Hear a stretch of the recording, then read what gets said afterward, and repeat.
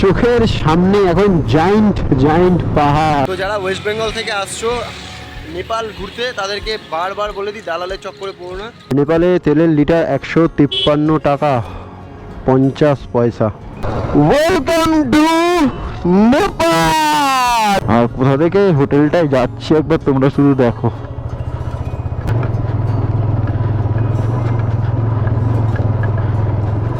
আর আমার লেফট সাইডে এটাই হলো পোখরার ফেমাস ফেভার লেক।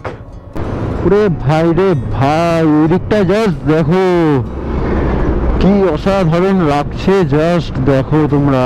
তোমাদের ভাই রেড প্যান্থামকে নিয়ে নেপালে গাড়ি চালাচ্ছে। তো এই যে আমাদের বানসার, ওই যে বানসার অফিস মনে হয় এটা।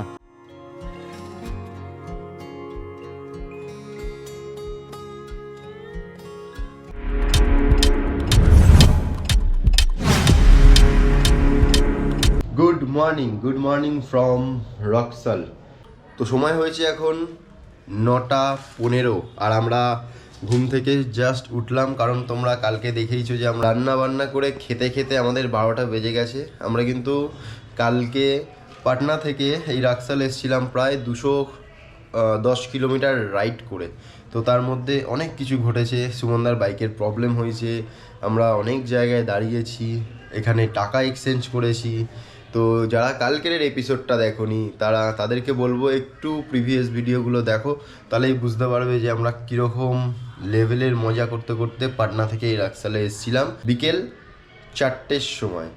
তো আজকে আমরা যাব এই রক্সাল থেকে পোখরার উদ্দেশ্যে। তো আজকে থেকে ভাই ফুল অ্যাডভেঞ্চার শুরু হয়ে যাচ্ছে। তো ভিডিওটা সঙ্গে জুড়ে থাকো। ভিডিওগুলো ভালো লাগলে অবশ্যই লাইক করো, কমেন্ট করে চ্যানেলটাকে অবশ্যই করে সাবস্ক্রাইব করে দিও। তো এটা হলো আমাদের হোটেলের বাইকের পার্কিং। তো তাড়াতাড়ি করে রেডি হই, তারপর আবার তোমাদের সঙ্গে কথা হবে। তো ডাইরেক্ট মোটো ভ্লগিং সেটআপে তোমাদের সঙ্গে দেখা হচ্ছে। তো টাইম হয়েছে এখন 10:45 আর আমরা দেখতে পাচ্ছি আমাদের হোটেলের বাইক যেখানে পার্কিং করে সেখান থেকে বেরাচ্ছি নেপালের উদ্দেশ্যে। ভাই নেপালের উদ্দেশ্যে। তো আমরা যেখানে ছিলাম ওখান থেকে নেপাল বর্ডার মাত্র কয়েক মিনিটের ডিস্টেন্স, মানে ওই 3-4 কিলোমিটার। আর এই ভিডিও থেকেই তোমাদেরকে নেপাল কি করে এন্ট্রি করে সেটাই দেখাবো এই ভিডিওতে। তো এখান থেকে আর মাত্র 2.5-3 কিলোমিটারের মধ্যেই নেপালের যে গেট, ওই গেট পড়বে। তারপর আমরা বানসার করাবো, পারমিট করিয়ে তারপর আমরা নেপালের পথে বেরিয়ে যাব। যে বিহারের রেল লাইন, আর আমরা জাস্ট তার উপর দিয়ে চলে গেলাম। আর এখানে নেপালের গাড়ি ভাই প্রচুর দেখতে পাচ্ছি, লাল কালারের নেম প্লেট মানে নাম্বার প্লেট, মানে নেপালের গাড়ি এগুলো। তো বন্ধু, বিদেশ যাওয়ার আগে আমাদের ইন্ডিয়ার লাস্ট ল্যান্ডে আমি এখন দাঁড়িয়ে আছি, মানে ইন্ডিয়া শেষ আর বিদেশ শুরু। আর দেখতে পাচ্ছ আমাদের ন্যাশনাল ফ্ল্যাগটাকে জাস্ট দেখো, এখানে আমাদেরকে দাঁড় করেইছে। তো দেখি কি সমস্যা। আইডেন্টি প্রুফ চেক হওয়ার পরে আমাদেরকে ছাড়লো। তো ব্রিজটা শেষ হবে আর নেপাল শুরু। Welcome to Nepal. এক্সাইটমেন্ট দেখে বুঝতে পারছো যে নেপালে এন্ট্রি করছি। এই যে নেপাল এন্ট্রি করে গেলাম ভাই, আমার জীবনে প্রথম বিদেশ ভ্রমণ।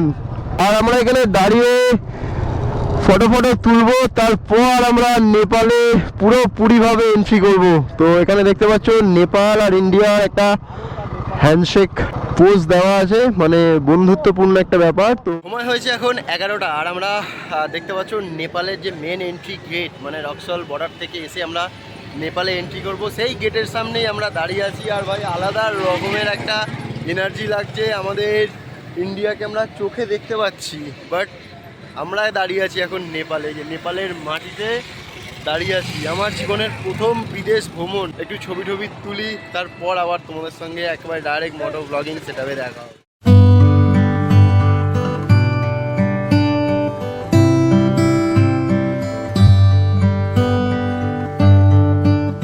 নেপালের গেট আর আমরা ছেড়ে নেপালে ঢুকছি, কারণ আমাদের অনেক কাজ এখনো করাতে হবে। তো আমরা আরো সামনে গিয়ে বানসার বানাবো, ওই যে বানসার অফিস মনে হয় এটা। তো সবার প্রথমে আগে করাতে হলো এন্ট্রি বাইকের স্মার্ট কার্ড দিয়ে। তো সময় হয়েছে এখন 12টা, আর আমরা বানসার বানিয়ে বেরাচ্ছি নেপালের উদ্দেশ্যে। এইটা বানসার অফিস দেখতেই পাচ্ছ। তো আমরা বানসার ঠানসার সব বানিয়ে নিয়েছি, বানিয়ে নিয়ে বেরিয়ে গেলাম নেপালের উদ্দেশ্যে। এই পেছনে দেখতে পাচ্ছ বানসার চেক হয়ে গেল। তো ভাই আর কোনো সমস্যা নেই, আমরা নেপালে আছি এখন। ফাইনালি আমরা বানসার ঠানসার বানিয়ে দেখতে পাচ্ছি এখানে দাঁড়িয়ে আছি সিম নেব বলে। তো এই যে আমাদের বানসার, অনেক অনেক রিকোয়েস্ট করেছি কিন্তু আমাদেরকে 7 দিনেরই দিয়েছে, আমাদের 10 দিনের দেয়নি। তো এখান থেকে বলে দিল যে পোখরা এয়ারপোর্ট থেকে তোমরা বানসার আবার বাড়াতে পারবে, মানে দিন বাড়াতে পারবে। তো চলো এখানে আপাতত আগে সিম নেব, কারণ আমাদের ইন্ডিয়ান সিম এখনও পর্যন্ত চলছে। আর একটু যখন ভেতরে যাব নেপালের তখন বন্ধ হয়ে যাবে। তো যারা ওয়েস্ট বেঙ্গল থেকে আসছো নেপাল ঘুরতে তাদেরকে বারবার বলে দিই দালালের চক্করে পড়ো না, কোনো কাজই নেই, শুধু গাড়ি স্মার্ট কার্ড দেবে আর 3-4টে কাউন্টার ঘুরতে হবে। 5 থেকে 7 মিনিটের কাজ। যদি ভিড় থাকে তাহলে আলাদা প্রশ্ন, আমাদের ভিড় ছিল না, 5 থেকে 7 মিনিটের কাজ ছিল। তো আর দালালের চক্করে পড়লে ভাই তোমাদের 300 টাকা করে যাবে নেপালি টাকা। আর এই বানসার বানাতে আমাদেরকে 1400 টাকা নেপালি দিতে হয়েছে, মানে ওই ইন্ডিয়ান কারেন্সিতে 800-900 টাকা হবে। তো চলো এবার টিম নেব, তারপরে আবার আমরা নেপালের পোখরার দিকে রাইড করবো। তো আজকে পোখরা যাওয়ার ইচ্ছা আছে, তো দেখি কতদূর যাওয়া যায়, ব্লগে থাকো, সব দেখতে পাবে। তো বন্ধু ফাইনালি আমরা সিম নিচ্ছি, সিমের প্রসেস দেখছো এই দাদা করছে, সব কিছু ছবি তোলা কমপ্লিট হয়ে গেছে। ওদিকে একটা দোকান ছিল, ওদিকে কিন্তু আমাদের থেকে বেশি টাকা নিচ্ছিল আর কম কল, কম ইন্টারনেট এইসব দিচ্ছিল। তো আমরা ওদিক থেকে না নিয়ে দেখতে পাচ্ছ এই দাদার দোকানে এসেছি। তো জাস্ট বানসার অফিস থেকে এসেই রাইট সাইডে পড়বে একটা গলির মধ্যে, উল্টো দিকে একটা হোটেল আছে। তো এইখানটাতে এইখানে এসো, এই দাদার ব্যবহারও খুব ভালো, আর এখান থেকেই তোমরা সিম নিও, মানে ঠকবে না এইটুখানি গ্যারেন্টি দিচ্ছি। আমাদের সিম টিম নেওয়া অলমোস্ট কমপ্লিট, আর এই দাদার কাছ থেকে আমরা সিম নিলাম। এই দাদার কাছ থেকে আমরা সিম নিলাম, খুবই অনেস্ট। তোমরা যারা আসবে এই দাদার কাছ থেকেই সিম নিও, তো আশা করছি লাভ পাবে, ঠকবে না। তো এখানে দেখতে পাচ্ছ অনেক অনেক অনেক বাইকারদের স্টিকার আছে, আমারও দেখতে পাচ্ছ স্টিকার, তো আমি ওখানে মারবো। তো চলো সামনে একটু কোনখানটা মারবো, এখানটা মারবো, কোনখানটা বোঝা যাবে? মার না, আমার পাশে মার। ড্রিম ট্রাভেলের পাশে? হ্যাঁ ঠিক আছে, এখানে সুগন্ধা আগেই ড্রিম ট্রাভেল দেখেছো মেরে দিয়েছে, আমি তার ঠিক নিচেই মারবো।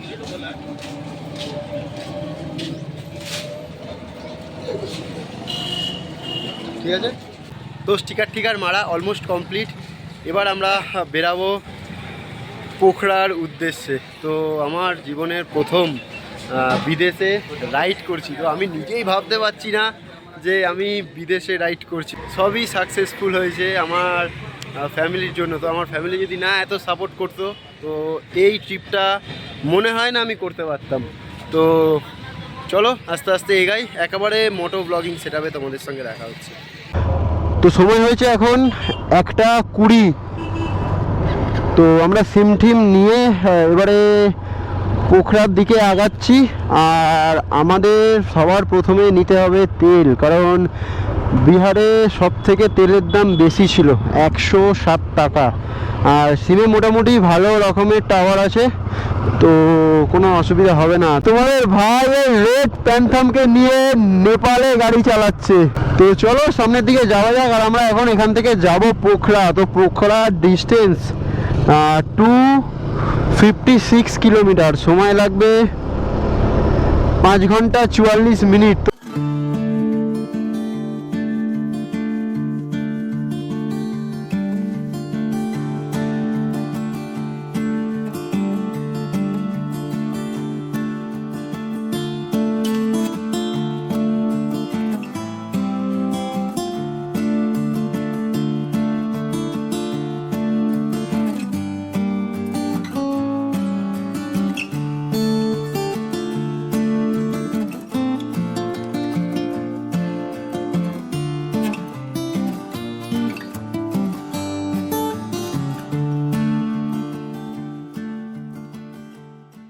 নেপালের পেট্রোল পাম্পটা জাস্ট দেখো, তো দেখেছো, এটা ছোট্ট একটা ঘরের মতন নেপালের পেট্রোল পাম্প। তো চলো তেল ভরি, দেখি কত টাকা লিটার যাচ্ছে। নেপালে তেলের লিটার 153 টাকা 50 পয়সা। ফুল কর দিজিয়ে ভাইয়া। তোমার 10 লিটার তেল গেল 1600 টাকা নেপালিতে, মানে 1000 টাকা। ঠিকই আছে, তেল টেল ভরা মোটামুটি কমপ্লিট। আর 1600 টাকা আমার গাড়ির তেল লাগলো, মানে নেপালি রুপিস, মানে নেপালিতে 1600 টাকার তেল লাগলো। আমাদের ওখানে 1000 টাকাই, মানে ইন্ডিয়ান কারেন্সিতে 1000 টাকার তেল, আর নেপালিতে 1600 টাকা। তো সমস্যা নেই, ঠিকই আছে। আমার গাড়িতে 1100 1000 1200 টাকার এরকমই তেল লাগে। এই এপিসোডেই তোমাদেরকে পাহাড় দেখাবো। আর এখানে নেম প্লেট দেখো, সব লাল নেম প্লেট। আমাদের যেহেতু সাদা কালারের নাম্বার প্লেট, তো আমাদেরকে সবাই এসে জিজ্ঞেস করছে আপ কাহা সে হো, কাহা সে হো। मैंने বললাম যে ওয়েস্ট বেঙ্গল কলকাতা से। বলছে বাপ রে উতনা দূর সে বাইক লেকে আয়া। আমি হ্যাঁ আয়া। তো এরকম সবাই কথা বলছে আমাদের সঙ্গে। তো বেশ ভালো লাগছে, এখানে ট্যুরিস্টদের দেখে সবাই খুব হ্যাপি। মানে কোনো এখনো পর্যন্ত কোনো খারাপ ব্যবহার কারোর থেকে পাইনি নেপালে। Two পারসা national park. তো ভাই আমরা দেখতে পাচ্ছ জঙ্গলে প্রবেশ করছি। আর আর এখানে দেখো বাঁদর, হরিণ, হাতি এইসবের ছবি দেওয়া। তো এই টোটালটাই একটা পুরো জঙ্গল। এইটাই হলো সেই ন্যাশনাল পার্ক। দেখতে পাচ্ছ হাতির ফটো দেওয়া। এখন যদি হাতির দেখা পাই তো ট্রিপ তো পুরো সাকসেসফুল ভাই, সাকসেসফুল হয়ে যাবে। জঙ্গলে হাতি, হরিণ সবই আছে এই জঙ্গলের ভেতরে। ওদিকটা তো পুরো ঘন জঙ্গল। বাদই দাও, তো ওই সাইডে মনে হয় না আসে, কারণ এখান থেকে কন্টিনিউ ট্রাক বাস সব চলে। তো ওরা মনে হয় না এখানে আসে। তো চলো এখানটা একটু দাঁড়াই, তারপর আবার তোমাদের সঙ্গে কথা হচ্ছে। সময় হয়েছে এখন দুপুর 2:15। আর আমরা দেখতে পাচ্ছ পারসা ন্যাশনাল ফরেস্টে দাঁড়িয়ে আছি। জানি না যে সেফ নাকি এখানে দাঁড়ানো। সামনে তোমাদেরকে দেখালাম যে পারসা ন্যাশনাল ফরেস্ট যেটা আছে তার গেট, ঠিক তার থেকে একটু আগে এসে এখানে দাঁড়িয়েছি আমরা দুপুরের লাঞ্চ করার জন্য। তো আমরা কালকে একটু বেশি করেই রান্না করে নিয়েছিলাম, আর সেটাই আমরা প্যাক করে নিয়ে চলে এসেছি। ওই যে দেখতে পাচ্ছ আমার টপ বক্সের ওপরে রাখা। আর এখানে একটু রেস্ট নেব দাঁড়িয়ে, আর তারপর আমরা লাঞ্চ করব। তো ভাই এই ফরেস্টটা অনেকটা লম্বা। সবই দেখাবো এই ব্লগের মধ্যে যে কতটা লম্বা। আর এখানে হাতি, হরিণ সব কিছু আছে। বাঘও মনে হয় আছে, কিন্তু বাঘের কোনো পোস্টার দেওয়া নেই। হাতি, হরিণ এইসবের পোস্টার দেওয়া। তো চলো আর বেশি দেরি না করে আমরা লাঞ্চটা করি, কারণ দুপুর 2:15 বেজে গেছে ভাই। প্রচুর জোরে খিদে পেয়েছে। সকালে শুধু আমি একটা বিস্কুট খেয়েছি শুধু। তো নেপালে দাঁড়িয়ে আমরা প্রথম লাঞ্চটা সেরে নিই। তো ফাইনালি আমাদের দেখতে পাচ্ছ যে যা যা আছে, কালকে আমরা যা যা রান্না করেছিলাম, ভাত, মাংস সব দেখতে পাচ্ছ এই যে টপ বক্সের ওপর রেখে আমরা খাওয়া চালু করে দিয়েছি। আর মনে হচ্ছে আমরা নেপালে পিকনিক করতে এসেছি। তো চলো খেয়ে নিই। আমরা কিন্তু আবার পোকরার দিকে যাবো। তো চলো তাড়াতাড়ি খেয়ে নিই, এখানে দাঁড়ানোটা বেশিক্ষণ মানে বেশি সেফ নয়।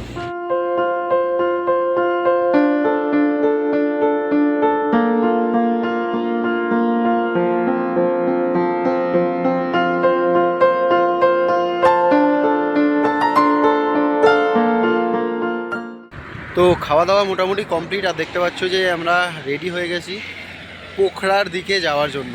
তো চলো আর বেশি দেরি করব না, অনেক টাইম হয়ে গেছে আমাদের। খেতেও 2:30 বেজে গেছে। দাঁড়িয়ে খাওয়া, বুঝতেই পারছো এই রাস্তার মধ্যে। তো একটা আলাদা রকমের এক্সপিরিয়েন্স। তো চলো আর বেশি দেরি না করে যাওয়া যাক পোখরার দিকে। সময় হয়েছে 2:40, আর আমরা এইখানে দাঁড়িয়ে খাওয়া দাওয়া করে রেস্ট নিয়ে আবার আমরা বেরিয়ে যাচ্ছি পোখরার উদ্দেশ্যে। এই পার্কে কোনো রকমের টাওয়ার নেই, না আছে নেপালি, আর তো ইন্ডিয়ানের কথা ছেড়েই দাও। ও বানর দেখো, কত বানর দেখো, ভর্তি। এই দেখো, দেখেছো, ভর্তি বানর।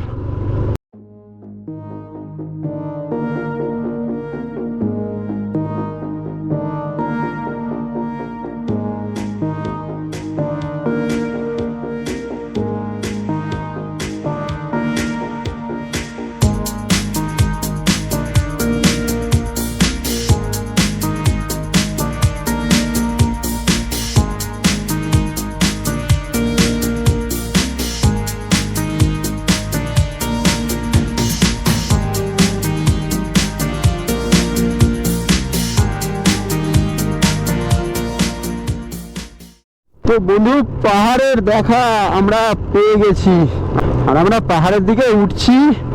ট্রাকগুলো অবস্থা দেখো, উঠতেই পারছে না, মানে এতটা উঁচু রাস্তা, উঠতেই পারছে না। এই জায়গাটা জাস্ট তোমরা দেখো একবার, দেখেছো? জাস্ট দেখো, নেপালে কেন তোমরা আসবে, এই জায়গাগুলো দেখবার জন্য তোমরা আসবে, এই জায়গাগুলো।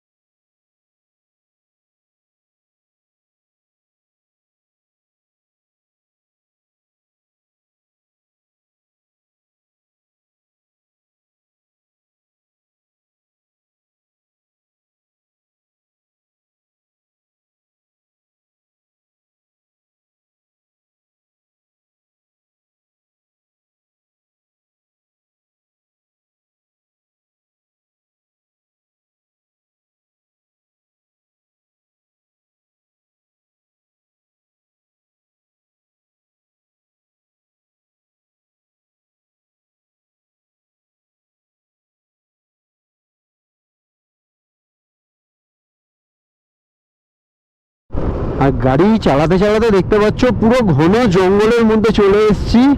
রোদ্দুরের আলো ভাই ঠিকঠাক পড়ছে না এখানে। তো তোমাদেরকে দেখাচ্ছিলাম এতক্ষণ নেপালে জঙ্গল আর ছোট ছোট পাহাড়, আর এখন দেখো ভাই পাহাড়টার সাইজ দেখো। ওই পাহাড়ের উপরেই মনে হয় আমরা উঠতে চলেছি।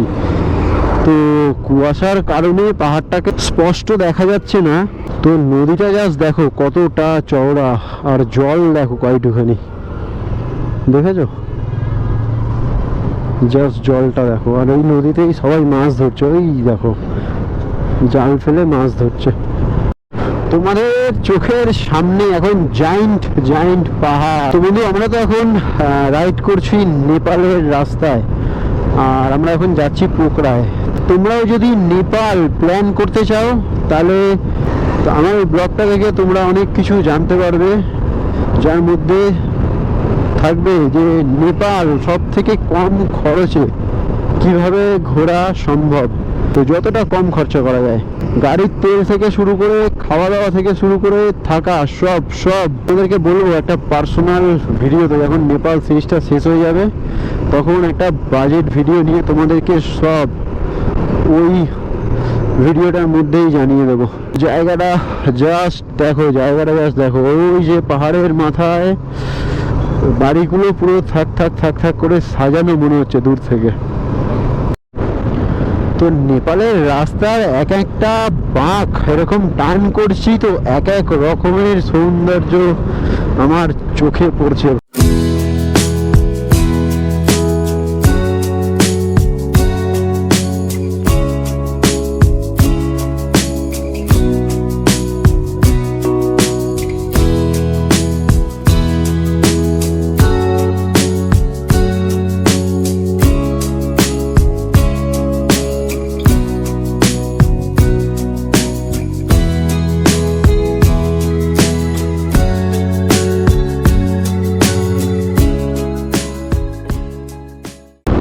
সময় হয়েছে 5টা, আর আমরা দেখতে পাচ্ছ নেপালের হাইওয়েতে গাড়ি চালাচ্ছি। এদিকে ধান ক্ষেত, আর ওদিকে সূর্য অস্ত্র সবে যাচ্ছে। কিছুক্ষণ পরেই মনে হয় সন্ধ্যা হয়ে যাবে। তো চলো দেখি কতদূর পৌঁছাতে পারি। তো সময় হয়েছে 5:30, আর আমরা টিকাপুর জঙ্গলটা যেখানে শুরু হচ্ছে, এই যে দেখতে পাচ্ছ জাস্ট জঙ্গলটা শুরু হচ্ছে, সেখানেই আমরা দাঁড়িয়ে আছি। আর আমরা ভারত নেপাল বর্ডার থেকে 110 কিলোমিটার রাইড করে এই টিকাপুর জঙ্গলের সামনে এসে দাঁড়িয়েছি। আর এখানে অনেক হরিণ আছে। তো দেখতে পাচ্ছ এখানে হরিণের বোর্ডও দেওয়া। তো এরকম তার দিয়ে দেখতে পাচ্ছ সব মানে আটকে রেখেছে, মানে তার দিয়ে বেড়া দিয়ে রেখেছে।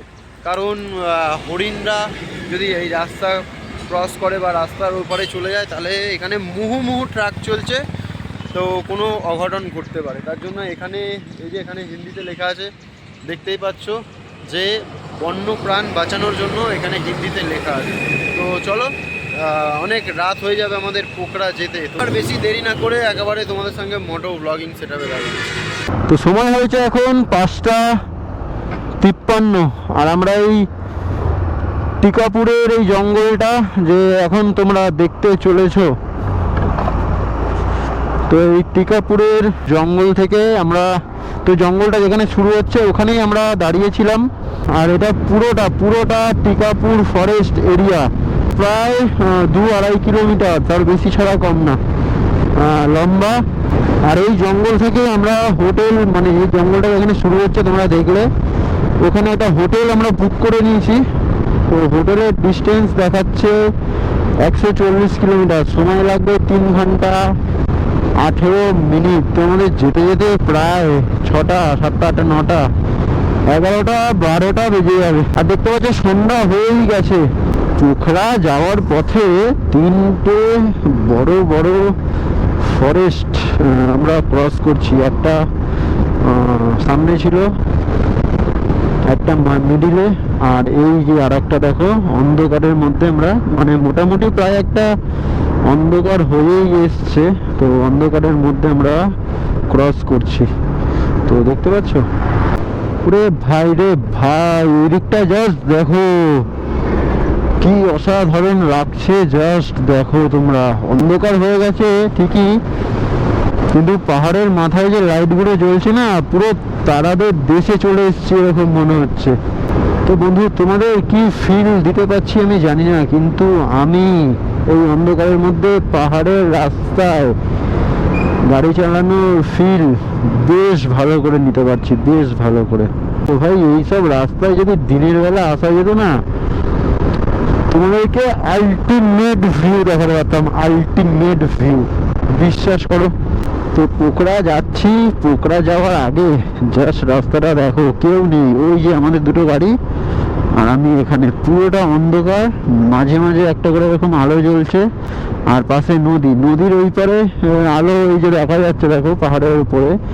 তো পোখরা যাওয়ার পথে এসব রাস্তা পুরো মাখন রাস্তা, আর আমাদের গাড়ি চলছে দেখো 73 75, মানে বুঝতে পারছো রাস্তাটা কতটা পরিষ্কার আর কতটা ঝকঝকে, অসাধারণ রাস্তা ভাই। সব রাস্তায় যদি দিনের বেলা আসা যেত, জাস্ট এক কথায় অ্যামেজিং লাগতো, অ্যামেজিং। আর সেরকম বাঘ সাপের মতো এরকম, তো ভাই আলাদা রকমের অ্যাডভেঞ্চার হচ্ছে, আলাদা রকমের অ্যাডভেঞ্চার।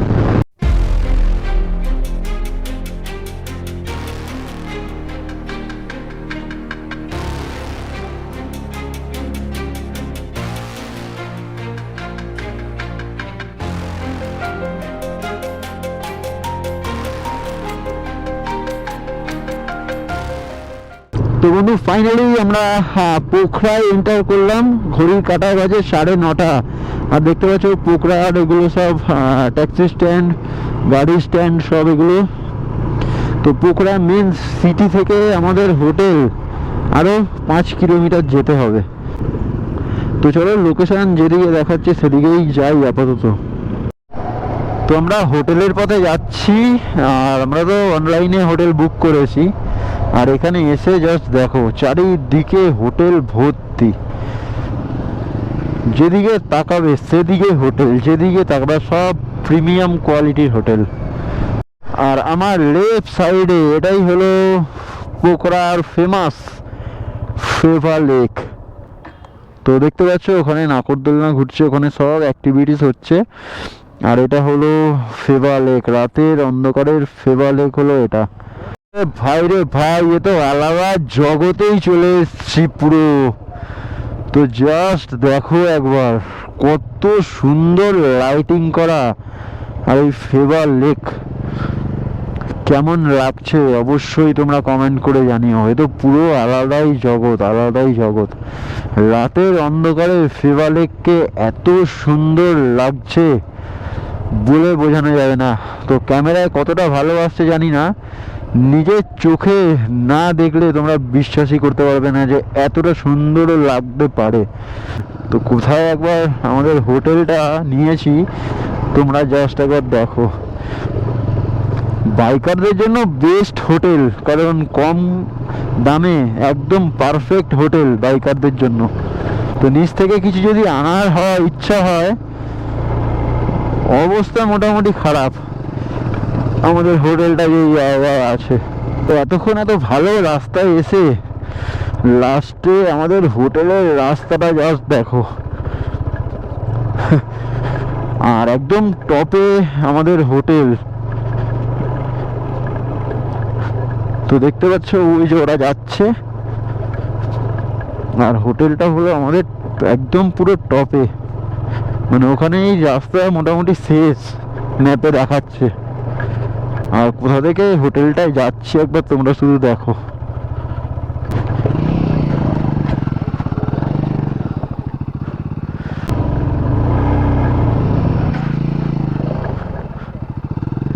যাচ্ছেই না গাড়ি, মানে কোথায়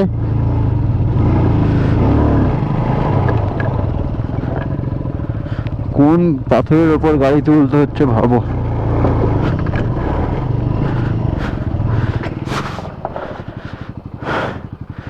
ডেঞ্জারাস রাস্তা ভাই।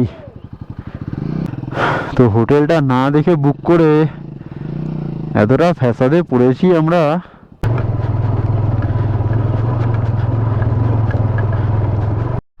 তো দেখতে পাচ্ছ হোটেল আর মাত্র 270 মিটার। আর আমরা এখান থেকে জাস্ট গাড়িটা ঘুরিয়ে নিচ্ছি, কারণ এখান থেকে নামা ওঠা করাটা জাস্ট অসম্ভব। তো আমরা টপে হোটেল নিয়েছিলাম, তো এখানে হোটেল নেওয়া মানে অসম্ভব ব্যাপার। আমরা আবার গাড়ি ঘুরিয়ে নিয়ে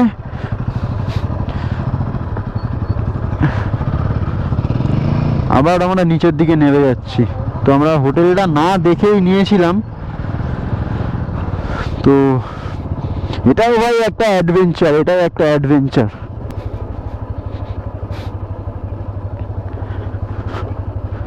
এখানে ভাই হোটেল নেওয়া সত্যি অসম্ভব ব্যাপার।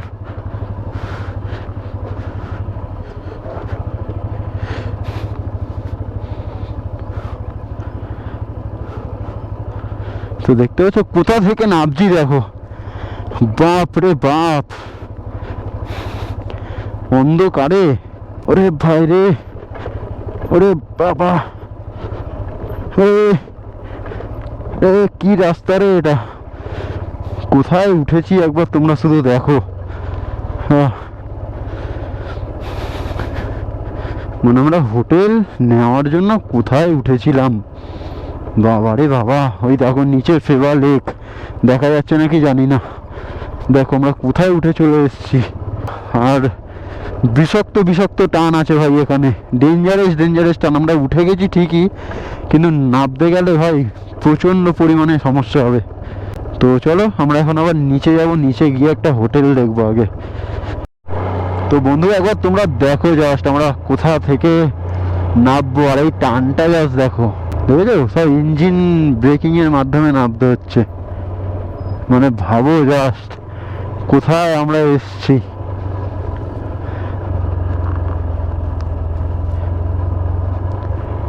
পুরো ইঞ্জিন ব্রেকিং এর মাধ্যমে নামতে হচ্ছে। তো যারা ইঞ্জিন ব্রেকিংটা জানো না, এখানে কোনো কিছু কাজে লাগবে না, শুধু একমাত্র ইঞ্জিন ব্রেকিং কাজে লাগবে। বন্ধু ফাইনালি আমরা যে সেকেন্ড হোটেলটা দেখেছি, সেই সেকেন্ড হোটেলটার লোকেশনে আমরা অলমোস্ট চলেই এসেছি। আর 240 মিটার বাকি। আর এই বাড়িগুলোর ঠিক ডান দিকেই রয়েছে ওই ফেভার লেক। তো চলো এই আশেপাশেই হবে, কত সামনাসামনি। তো দেখা যাক কোথায় আছে, তারপর তোমাদের সব ডিটেলস জানাচ্ছি। 2000 years later. তো বন্ধু ফাইনালি আমরা পোখরার হোটেলে চলে এসেছি। দেখতেই পাচ্ছ আমরা হোটেলের রুমে বসে আছি। আর হোটেলের নাম হলো A1 পারিজাত, মানে হোটেল পারিজাত। পোখরার যে ফেমাস লেক আছে ফেভা লেক, তার ঠিক পাশেই আছে এই হোটেল। আর অন্ধকার হয়ে গেছে, বাইরে তো কিছু দেখানোরই নেই। এই ভিডিওটায় আর কিছু দেখানোর নেই। আমরা রাতে জাস্ট একটু ম্যাগি বানাবো, ম্যাগি বানিয়ে খেয়ে নেবো। তো আমরা রকসাল থেকে 265-70 কিলোমিটার রাইড করে আমরা এই পোখরার এই হোটেল পারিজাদে এসে উঠেছি। আর কাল তোমাদেরকে দেখাবো পোখরার সমস্ত টপ ক্লাস সাইট সিন। তো ভিডিওগুলো দেখতে দেখো। ভিডিওগুলো যদি ভালো লাগে অবশ্যই লাইক করো, কমেন্ট করো, চ্যানেলটাকে অবশ্যই করে সাবস্ক্রাইব করে দিও। তো চলো এখনের মতো tata, take care and good bye.